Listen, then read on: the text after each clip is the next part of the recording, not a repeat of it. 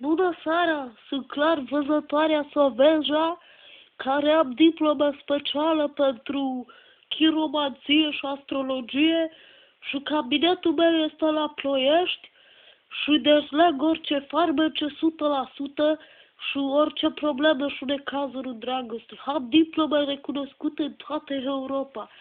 Sunt cea mai tare clar văzătoare și puteți apela cu încredere la mine și dacă sunați în 48 de ore vi se rezolvă toate problemele și vrăjile care au fost arse cu apă și cu foc, fac dezlegări și cununii și fac bine cu argintul viu, cărți egiptene de tarot și cu globul de cristal.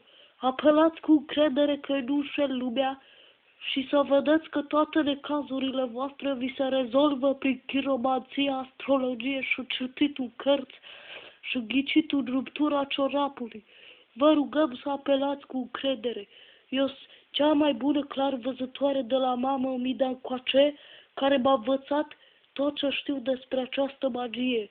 Oameni buni, există o soluție ca să vă împăcați, să fiți o lume mai bună, mai cinstită și vă rog frumos să aveți încredere în mine că eu am ajutat multă lume și am făcut mult bine și toată lumea a apelat la mine pentru că eu știu să cunosc oamenii de știință care sunt cei mai adevărați, dar eu sunt cel mai bine și cea mai testată și rezolv misterele paranormale, enigmele și toată lumea care m-a sunat m-a mulțumit, m-a spus că sunt cea mai bună. Vă rog frumos să apelați cu încredere, vă mulțumesc, puteți suna la numerele 0216386598